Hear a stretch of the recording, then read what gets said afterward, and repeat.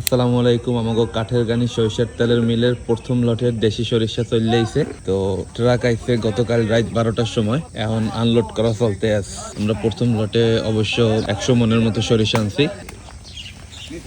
প্রত্যেক বস্তায় কি 70 কেজি করে আছে নাকি? হ্যাঁ, প্রতি বস্তায় 70 কেজি। এই বস্তাগুলো 65 কেজি।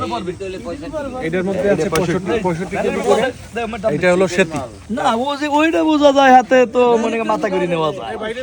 তুমি নিতে পারবা ইনশাআল্লাহ। এনে হচ্ছে এই ট্রাকের ড্রাইভার। এই প্রথম সরিষা আমার মিলের ভিতরে ঢুকতেছে।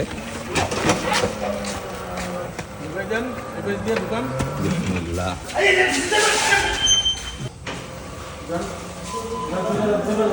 রাজ্জাক ভাই তো মাথায় করে লইস। রাজ্জাক ভাই, হ্যাঁ, একটা টাইনে দেখছো কেমন লাগতে আছে? ভালোই লাগতেছে ভাই। ভালো লাগে মাথায় লইতে।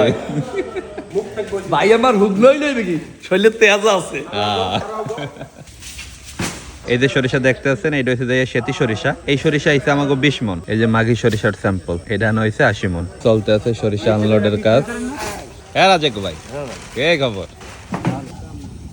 মাঘি সরিষা এই তেল ভাঙা মুমরার কয়দিন পর কি আনবো? আমাকে বিদ্যুতের লাইনের আবেদন করা হয়েছে, এখন প্রক্রিয়াধীন অবস্থায় আছে। এরপরে আমরা মেশিন নিয়ে আমো। আশা করি তেল ভাঙাইতে খুব বেশি দিন লাগবে না। এই কালাম দুদু, হ্যাঁ দুদু, সাদর সোকা সাদর থেকে সরিষা নামাইতে। আপনার এই যে ট্রাকটা, এটা কত টনের ট্রাক? এটা 1.5 টনে। 1.5 টনের ট্রাকে 4 টন মাল নিছেন? হ্যাঁ, 5 টন টানি। এভাবে না টানলে তো ভাড়ায় পড়তে হবে না।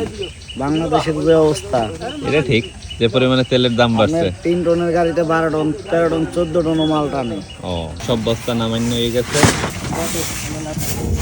শস্য আছে, একা শস্য, একের একে শস্য। সরিষা আনলোড করা হয়ে গেছে। রাজেক ভাই, শহীদুল ভাই কই যায়? এই মা কই যাও? আমরা এখন বাজার যাই। নাস্তা করবা না? হ্যাঁ, নাস্তা খাইতেই যামু। আচ্ছা ঠিক আছে। আলহামদুলিল্লাহ শুভে সরিষার বস্তা নামান্য হয়ে গেছে। এখন খালি মেশিনের অপেক্ষায় আছি। তারপরে ইনশাল্লাহ আমাকে কাঠের গানির সরিষার তেল উৎপন্ন শুরু হবে। কি করা ভাইয়া? ইনশাআল্লাহ। ইনশাল্লাহ।